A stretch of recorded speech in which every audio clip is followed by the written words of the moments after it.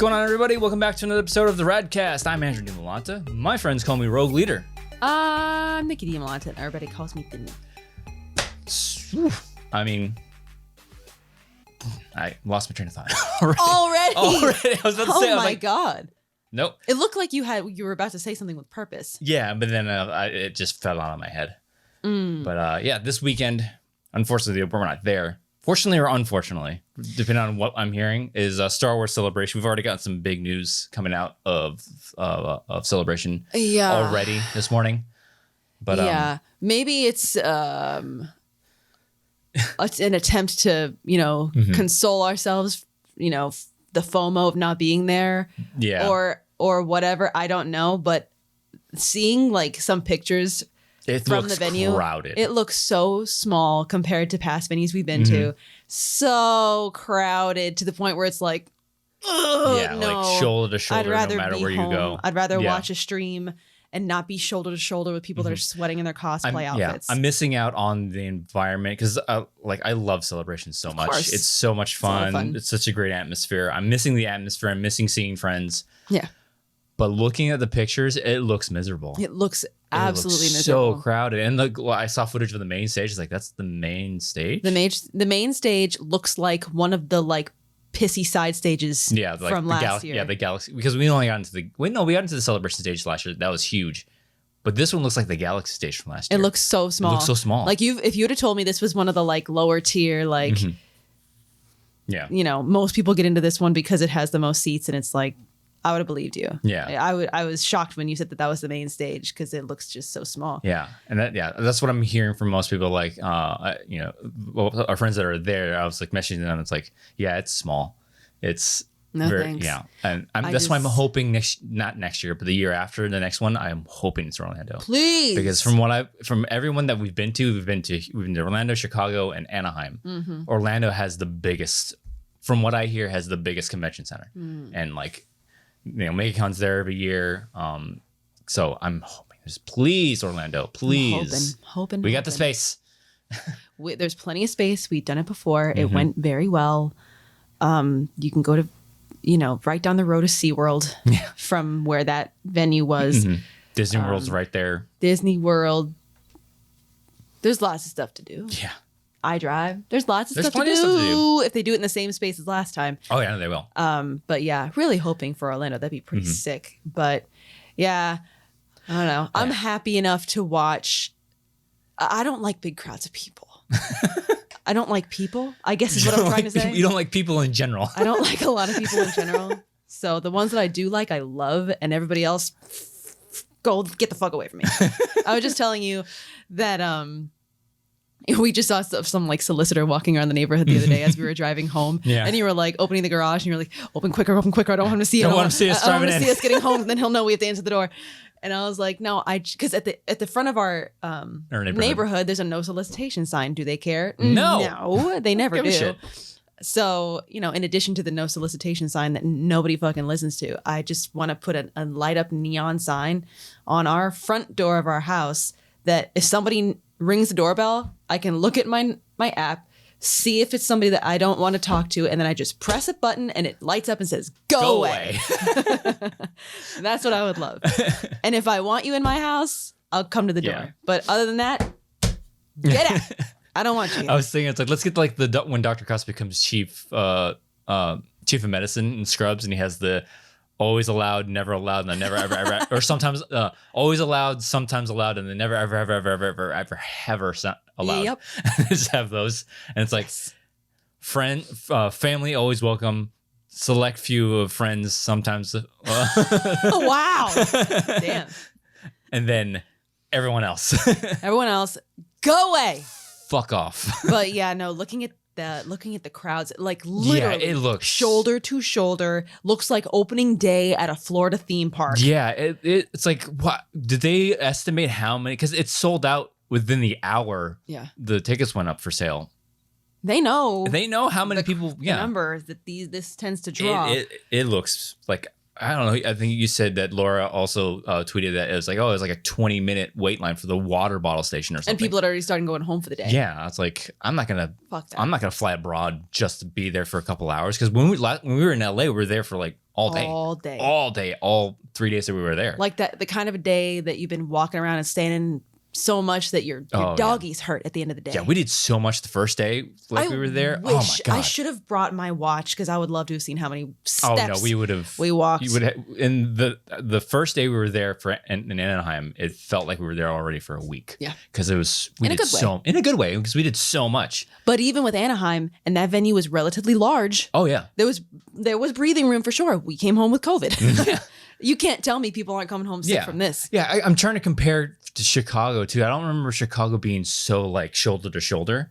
Anaheim wasn't like that. Orlando definitely wasn't like that. No. I think the most crowded we've ever felt at a celebration was probably Chicago. Why can't I picture Chicago? I can't really remember. I think Chicago felt crowded. Oh, okay. No, I can slightly picture Chicago now, because I'm remembering that was the Schmodown match, your first match. Mm-hmm. I distinctly remember that room. Like I can, in my mind, the room that the match happened. Oh yeah. So, and when I think about that room, I can kind of walk outside of it and I can kind of remember what that venue looks like. Mm-hmm. There was breathing room. I guess you could say that it was probably smaller. It was smaller, a tiny bit smaller, but there was still plenty of room. Yeah. This looks like sardines in a can. Mm-hmm. Yeah, that's why hard pass. I'm hoping for Orlando, because the thing I remember about Orlando, there's like, it was so spread out. The convention center is huge, nice. Because like I remember getting across from Anaheim, from one side of the convention center to the other to get to certain like stages and panels. It's like, oh yeah, it's 5 minutes away. Walking across the Orlando Convention Center takes you like 10, 15 minutes. It's huge. Somebody should like get a tango bike. Our daughter calls tandem bikes tango bikes. Somebody should charter a tandem bike and then like charge people. I wonder if it's part $1 for a ride across the convention center. I know part of the VIP badge, you get like a special like private area where it's like free food and drinks and stuff like that. Maybe we'll first class. Yeah. Celebration. Maybe we start saving up now and buy VIP tickets for us. If it's in Orlando, I'm gonna start saving now. It'll be much easier because we're not dropping fucking tons of $1,000s on this trip. Will you allow that for me? If it's in Orlando, we start saving for VIP tickets. I don't see why not. It's on record. I didn't say yes, but I don't see why not. It's a favorable answer. How much are VIP tickets? Is it basically like we're flying out to California? Yeah. That's so annoying. Yeah. We'll see. Everything. we'll see. But I would love to just splurge that one celebration just for. So you want me to be day drunk walking around all those people? Yeah. Me too. And it's not just that area. You get a special area. You get I think you get into any panel you want. The main stage. Any panel you want. You have a special, there's like Are you sure about that? I'm pretty sure. You sure about that 5 minutes? You sure about that 5 minutes? Schmodown fans, if there's any of you out there still, what movie is that from? Are you sure about that 5 minutes? But I think it's like instead of waiting in line to get in, you get like a special line for any panel you want.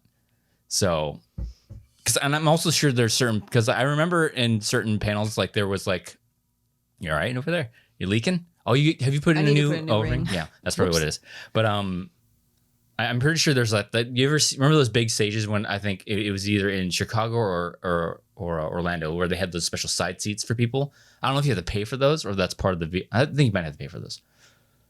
But I think VIP you get like special. It's VIP. You get special treatment for everything. I'm like I'm better than everybody. I'm just better than you. I'm better than you. I paid for this. Like Star Wars more.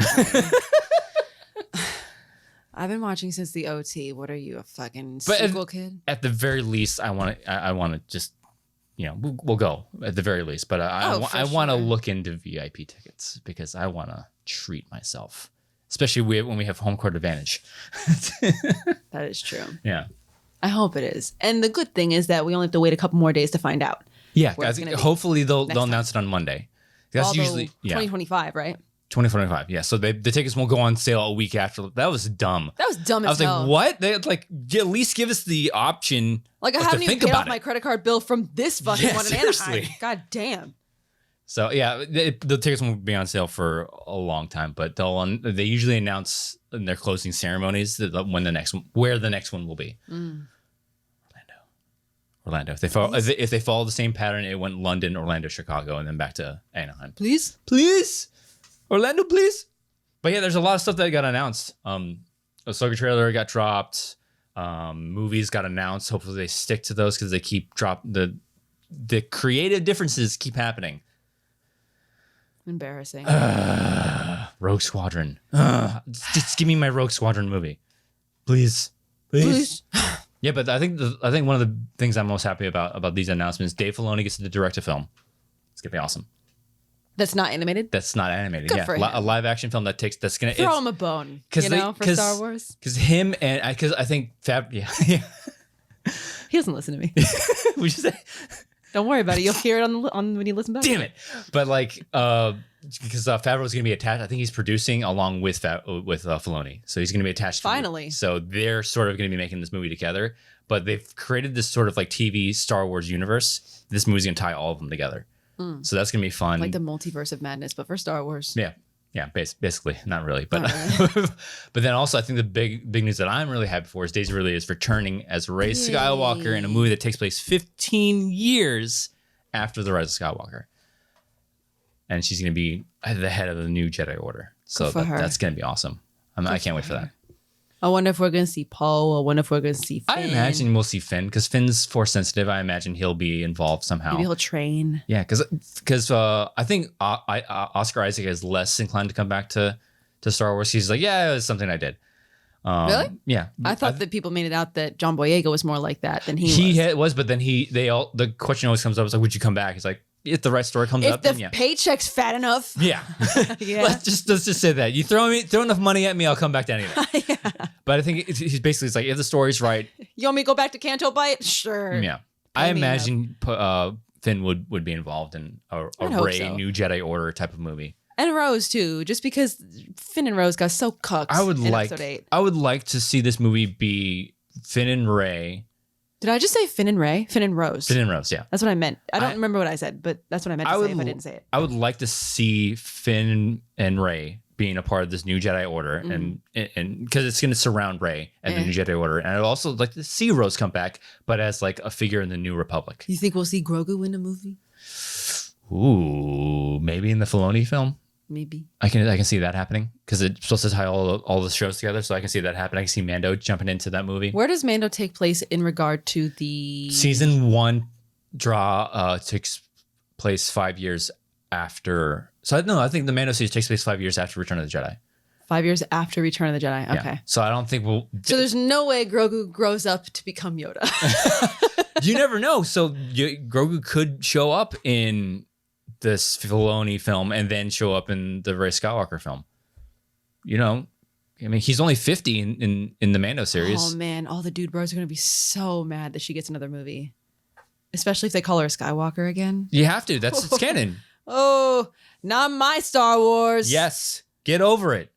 I don't want no Mary Sue in my Star Wars. Yeah, but I think at first glance, because these 3 movies that have been announced are taking place in different eras. There's one that's going to be the beginning of the Jedi. So the first person to ever become a Jedi, like thousands. Prime Jedi. Yeah, Jedi Prime. The first Jedi Prime. The birth, basically the birth of the Jedi Order, like thousands of years before any of the Star Wars stories we already know. And then this one, then Filoni's film takes place in the New Republic era, and then Skywalker, and then Rey's movie takes place in the New Jedi Order era. They've actually laid out a timeline. It's like this era, the era of rebellion, and New Republic and High Republic, different things. Yes, High Republic is close to 900,000, a couple like 800 years before Phantom Menace. So that's when the Jedi. What's the most recent one? High Republic. What most recent? New Republic, because it's new. The most recent timeline. Sure. Story is Rise of Skywalker. Is the most. No, recent. But like which Republic? Is the newest one. There's old. New Republic. There's new. There's high. New Republic is actually in new. Yeah, New Republic is the newest iteration of the Republic, but they're gone now. Does Rise of Skywalker take place during the New Republic? After, because they get destroyed in Force New Awakens. Republic is no more. Because they get destroyed. They get once Force Awakens happens because Starkiller Base destroyed the New Republic. What Republic are we in right now? What iteration? It depends on what show you're watching. if you're watching Star Wars right now, it's New Republic because it's Mando. Because we're looking back in time, kind of. Sort of, yeah. The timeline is kind of skewed right now because you're depending on what you're watching is depending on what. That's why they laid out the timeline as it did. There's the what is it? I can't remember, but there's High Republic, Old Republic, the Republic era. There's just Republic. Yeah, the Republic era where the prequels takes place. That's the prequel timeline, and then there's the Imperial era of Age of Rebellion, which is original trilogy. New Republic, and then now with the new Skywalker movie, it's going to be the new Jedi Order. I used to compete in Star Wars trivia. It's all new information because they just laid everything out. So none of that. Even at very Star Wars centric episode today. I love it. Even at the height of us studying for Star Wars trivia, I never fucking understood when you were like, oh yeah, this is a Republic era, this is an Imperial era, this is this era, High Republic, New Republic, Old Republic. I'm like, the fuck does that mean? Yeah, it just depends on what. Even at the height of my studying. Yeah. Oh, I didn't know what any of that shit meant. Still don't care. I don't ever aspire. Yeah, and I think that's the beauty of this new form of storytelling for Star Wars. It's like we have so many threads of stories going on, and it's like, wait. Where at what point in the timeline are we? Because Acolyte just got a trailer that nobody saw unless you're in the panel. They got a teaser about it, and that takes place. I'm sure it'll be somewhere in the corners of YouTube. Prequel. Yeah, it takes place prequel era. So it's like, oof. So depending on what era you were talking about, it's all over the place. I really enjoyed that. So possibilities. If I can't put it into, if I need to know when something happened, you need to put it within the framework of where it happened in the movies. In movies, yeah. Other than that, if you're like, well, it happened during the, like what was something you used to say? During the Clone Wars era, pre-Clone Wars, and like, yeah, you would like talk. Clone Wars takes place in the Republic era. Yeah, I gotta look at that graphic they put up. So it's because they actually have like logos for each period of Star Wars. So it's just a good way to confine stories to different parts of the continuity. Frame it within the context of the movies for me. Tell me like I'm stupid, because I am. That limits it because like it takes place before the prequels, or it takes place. Well, then I guess I don't care.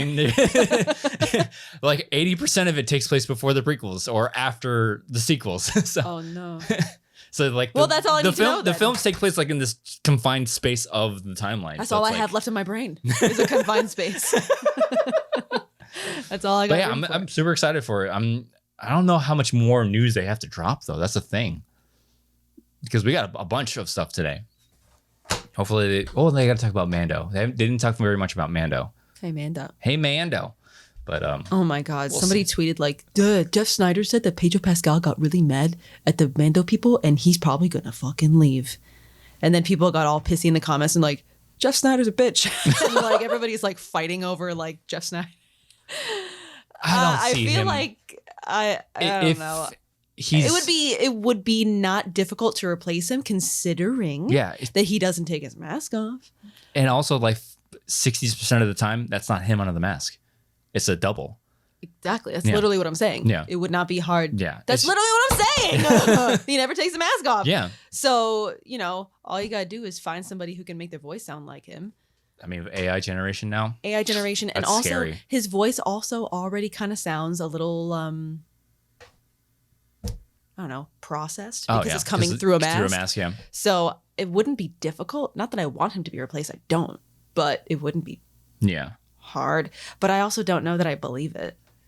But I don't know. Again, it's probably just like, if it is, it's probably some confined incident. It's like, all right, whatever. Throw some money at him and whatever.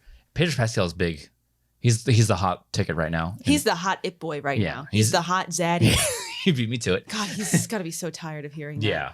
Like at first, he was probably like, hell yeah. Yeah, it's funny. But now he's like, how many fucking daddy jokes are you going to make about me? Have you seen this new trend on TikTok of people taking that graphic of him dancing on SNL? And it's like, it's to Big Dick Energy. No. Here, let me see if I can find one that I saw. Hold on. It's here we go. This one. Oh, that.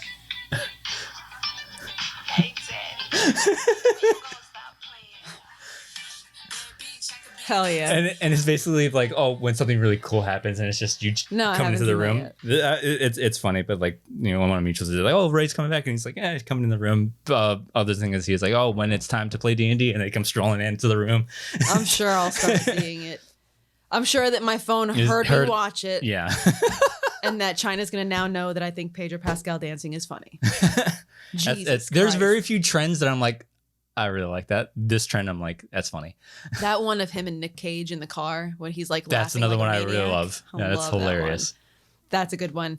There's certain things that, like, the first one or two times I see it, I'm like, I'm already fucking tired of this. Oh, yeah. Trend. And then people beat the piss out of it like we always do with everything. Mm-hmm. But there's others that I'm like, honestly, I could watch this a million times and it will always make me smile.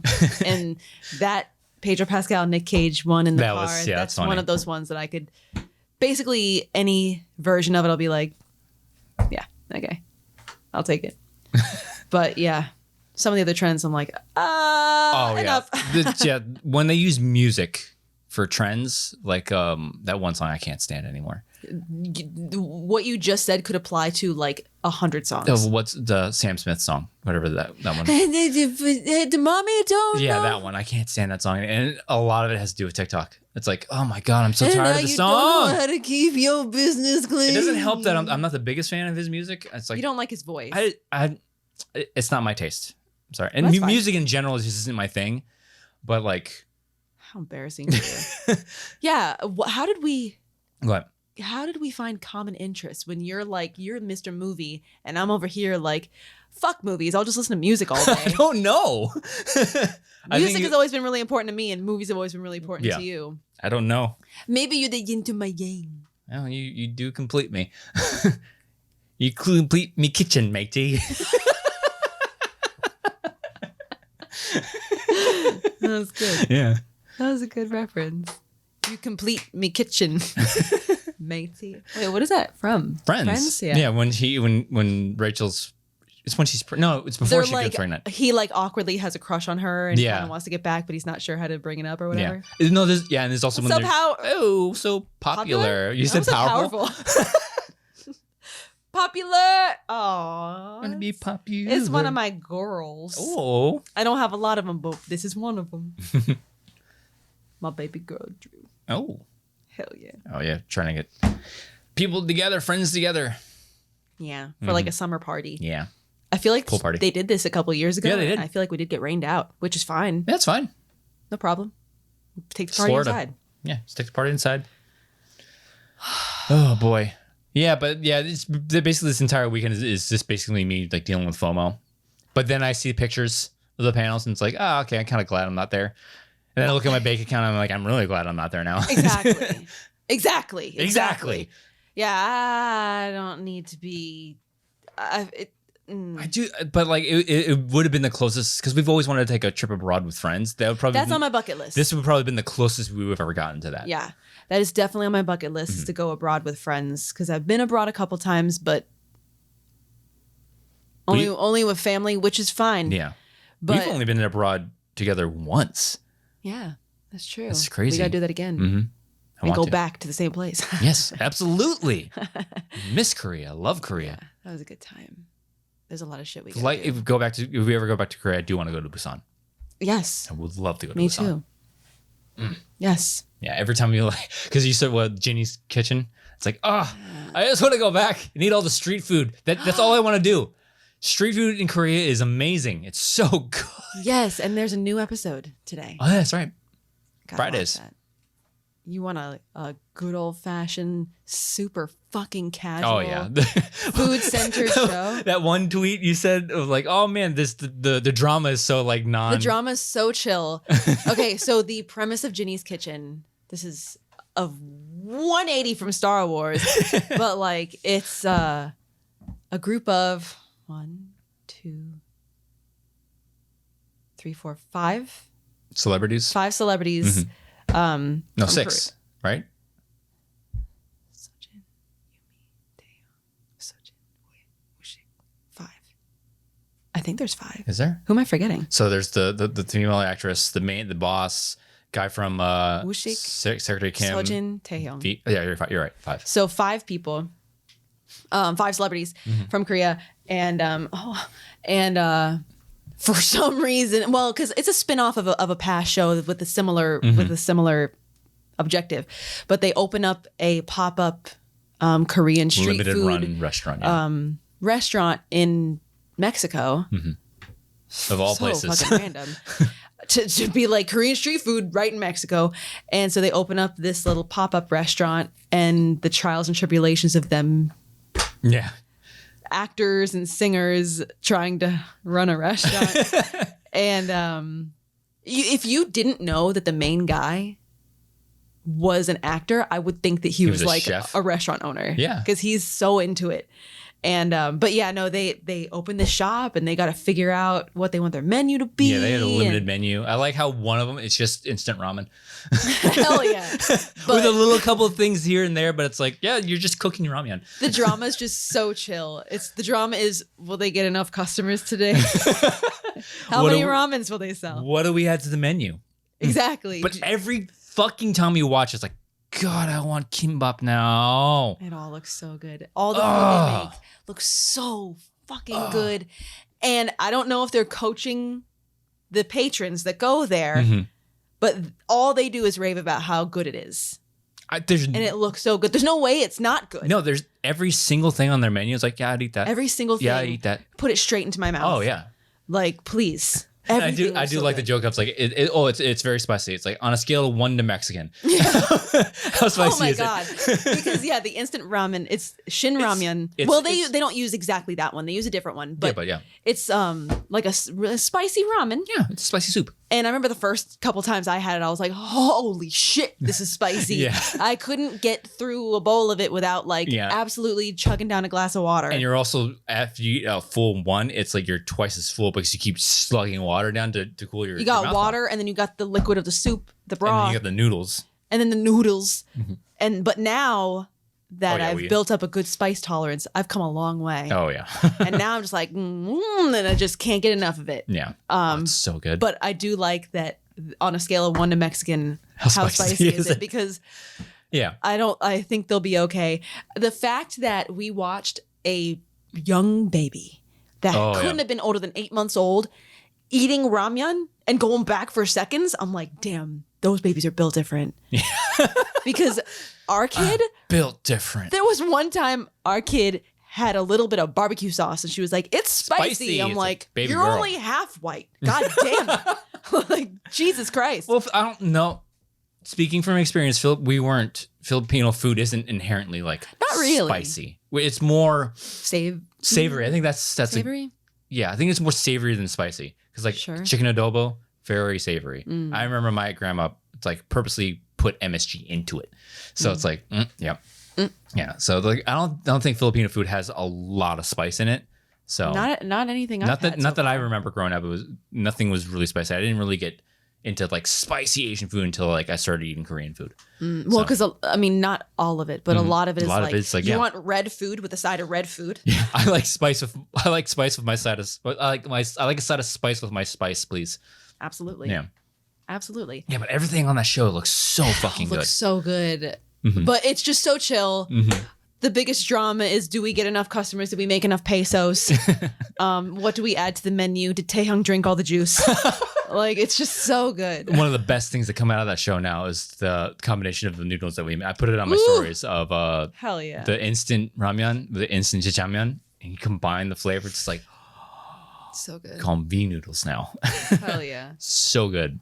Hell yeah. I just want to have that every fucking day of my life now. It's such a why haven't we done this sooner? We've had jjajangmyeon on its own and the instant jjajangmyeon and the instant ramyun. Well, why haven't we hey, it would be a great idea. I would never have thought to mix them. But so here we are. Good. We need to have a night where we make kimbap and then V noodles and just have them together. Oh no, you wanted to make the chicken that they made. I'll make that too. I don't say care. I won't. Oh, the kimbap that they make is God damn, that's good Lord. Baby girl knows what she's doing when she's making that. Yeah. God damn. Yeah, it's just girthy. Jesus Christ. Not complaining. It looks good. Because the kimbap, I when I told you the story, when I was an instructor at my school for 5 years, I'd every once in a while get kimbap because my grandmaster's wife would come and make me like, it was like not that big around the average size. So I'm like, I look at those like, God damn, son. Baby girl knows how to can't fit all that in my mouth. That seaweed. Yeah. It looks so good though. It does. Oh man. But yeah, no, I love the show. It's so chill, and just makes me hungry every time we fucking watch it. That's the only problem. But yes, I am very excited because now I didn't even finish the last episode. So I gotta finish that episode. And now and each episode is like an hour and a half. Yes. Oof, spoil me rotten, directly daddy. into my veins, please. I wish every episode was 3 hours. Yeah. But yeah, no, I got a whole ass new episode to watch. Plus I gotta finish the last one. We just recently caught up on Mando, which that last episode was weird. So weird. You want to go back to Star Wars for a little bit? Yeah. We'll close out with the last episode of Mando. Like weird. It was. We won't spoil anything because I have a feeling we might know somebody who might listen to this who hasn't even started watching season 1 of Mando. You know who you are. Yeah, but like it's like I don't mind that it was because a lot of it was like it felt very prequel, and I'm down for that. It's just specifically Attack of the Clones prequel. Yes, I don't mind the aesthetic. It just felt very like. First season of Mando, it's like, hey, we need this one thing. Well, you need this one thing from me first. Like the awkward side mission that has really nothing to do with the main storyline. It feels like a video game. Yeah, it feels very video game D&D type of thing. It's like, hey, you want this? You got to do this for me first. Yeah. It's like, Jesus, like trade. But I get why they did it because of this because of like the whole Mandalorian situation being recognized as a planet in the New Republic, blah, blah, blah, blah. I get why that, but it was like such a weird way to do it.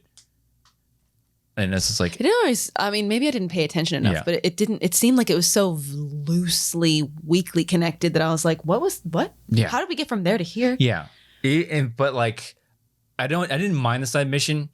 It's just like there's certain cameos here that's like it should have just been like a 2-line cameo. In my eyes, it's like this person was given a little bit too much, in my opinion, for what they were giving me. It's like. The other person was like, yeah, okay, fine.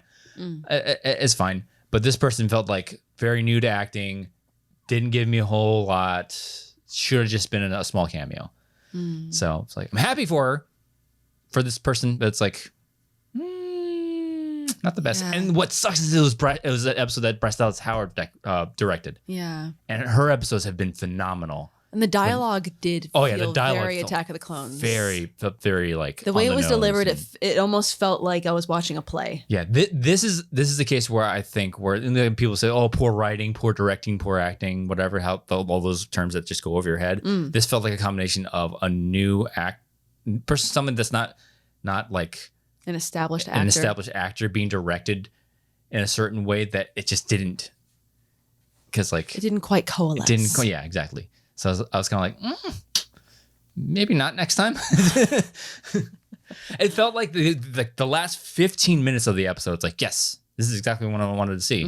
It's just like, it felt like they wrote the episode, that 15 minutes. Like, we need to fill 30 We more. need another Canto Bite type stitch. Yeah, we need 30 more minutes because this whole situation was only 15 minutes long. Side mission. That's what it felt like to me. But I know a lot of people complain about the side missions, but it felt, because like the entire series up to this point felt like they were getting away from them. Like, good, we're getting rid of the side missions. It almost kind of. I feel like it's almost forgivable because I feel like being a Mandalorian, being a mercenary, being a bounty hunter, it almost seems like that is your reality. You are being given missions. You are being given like video game. Here, kill that guy. Yeah. Rescue that person. Like, it almost seems like that would be the nature of a bounty hunter or a mercenary. So in that regard, it almost feels kind of acceptable to me. I don't know. But also, I think my pea brain. I think also this episode kind of serves as like what Mandalorians are now to where they want to go to. You know what I'm saying? Because I think now that this happens and now that certain things have happened, we can get back to the whole taking back Mandalore thing. I think that's what this episode kind of represented. It's like what Mandalorians have been for the past how many years of just this hired gun type thing and being so scattered across the galaxy to being back to being one cohesive unit and being recognized as one planet. So I'm also gonna need Grogu to do something soon. Yeah, he for the past couple episodes he's been sidelined. He's just almost his entire existence in this show. Yeah. He's just a cute merch seller, which I'm not. I am complaining, but like that it almost seems like that's all he's there for right now is to be adorable, make you cuckoo gaga baby noises, and everybody melts. And oh my god, look at how cute he is. And it's like, when is he gonna do something? He did the thing with that what's the Mythosaur? Not the Mythosaur. The Rancor? No. Which the one that's on their the Mudhorn. Sure. He did a thing with that in like the first season. Yeah. That's not a spoiler. Did a thing. Yeah. He did a thing with that. Yeah. And then we had the whole thing with Luke and. But after that, it's just kind of been like. Well, we had the episode where we got a flashback with him. Eggs and hang out with a frog. We got the Coruscant flashback with him of Order 66 and that situation. That was pretty big. But I feel like by and large, he's just floating there looking cute. And this is the issue I have with Star Wars TV. Because within movies, you're confined. You can have those big moments all happen in a confined time frame. Within if it's a trilogy, within 3 movies, you can have big moments in each movie. With TV, you have to like find your points, and there might be episodes like this one just don't. You can't. Every episode just can't be like, oh my god. You have to have. I never said it did have to be. I just said motherfucker needs to do something. Yeah, at some point. That's the thing. Like that's the thing with Grogu. You can't have him do something every single episode, otherwise it gets stale. So. I didn't say that. I was saying I'm waiting for him to do something. I didn't say he's to do something every episode. I want him to do something at some point soon because he hasn't yet. Yeah. But I feel like he's just like, he's like that little fucking butterfly that follows Link around. Nevi. Which is like, hey, listen. Every so often he makes a cute noise and he's like, Nevi, what do you want? Lava's hot. Thank you. No shit. I know. Don't shit on Nevi. I love Nevi. Fucking love Nevi. Does Nevi have a gender? She. She's cute, just like Grogu. But how much are you offering to me here? Yeah, that's true. And I get it. Yeah, I don't need him to move rocks and Jedi mind trick people. Everything. You just want something out of him. I want something other than floating around and looking cute and blinking really slow and going meh every so often. Something. Give me something. Yeah. I don't know if there's gonna be a season 4 though, because they might announce season 4. Well, according to Jeff Snyder, Pedro Pascal is fucking right off. Maybe he's right. Only time will tell. We'll come back and revisit this and look at if look like idiots. I don't pay attention to the news breakers because sometimes they're right. Most of the time they're right, but more often it's just like noise. I'd rather clickbait. Listen. Yes, we do clickbait, but I usually just listen to the major. Like if Lucasfilm hasn't come out and said it. I'm not saying I don't believe it. Yeah, I'm not paying attention to it. I'm also saying that I don't care until it is official. I will wait for the official statement from the people that are involved, that are officially in charge. So yeah. Whew. Anyways, weird episode. Yeah, it overall is just like, okay, that was fine. The last 15 minutes is probably what everybody wanted to see. Yeah, it was very like a very Canto Bite situation. It was kind of Canto Bite, very Attack of the Clones. There's a couple fun cameos. One in particular that I'm like, oh, nice.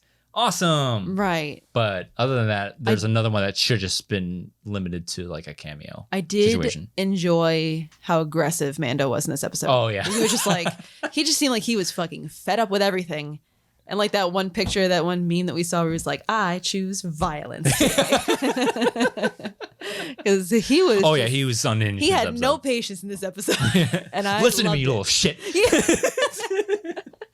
I love it. Like Bo's like, calm down. I got this. Let me do the talk. Hey, listen, you little fuck. I'm gonna chop you up in little pieces. You don't listen to me. And it's funny because the scene before that, he was the chill one. Yeah, I loved it. Yeah. I like their dynamic. I did like their dynamic in the episode. Everything else was like weird. Yeah, I do like the Din and Bo dynamic. The mommy daddy Grogu baby. Yeah, mommy is a very accurate word for Katie Sackhoff in this. Yeah, are they gonna be romantic? I don't want it to be. They could maybe. It could, but I don't want it to be. I think he's too committed to the way. Yeah. Yeah, and I just don't like the whole Raylo thing. I'm fine with it. I just really didn't need it.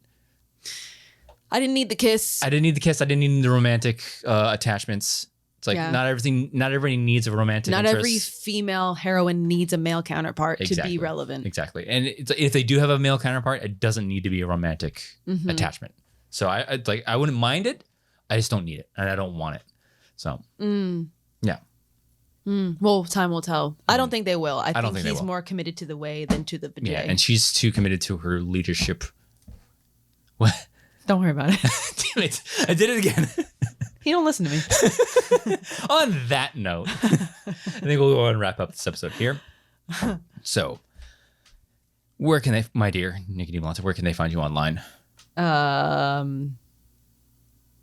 Every once in a while, I'll say things on Twitter at Dimmy, DIMMMYYY. As for me, you can follow me on Instagram and TikTok at Rogue Leader Drew. If you're listening to this on audio form, please follow the feed and rate us. And if you're watching on YouTube, like, comment, subscribe, and click the bell icon lower right-hand corner. See, we do things on the YouTube. Do I really always say YouTube twice? Yeah, I do. Probably. But apologies for the last episode. We kind of ran out of space on our hard drive. I wasn't paying attention. Oh my God. We had so many technical issues. Are we getting the audio? Because yes, we are. Fuck. Okay. Yes, we are. So many technical issues last time. Sorry for that. Mercury was in retrograde. My rising moon was in Aries. We hadn't filmed an episode in like 3 weeks, so I was like all over the place on that one. So sorry about that. But thank you again for joining us on this episode of the RADcast. We'll see you guys next time.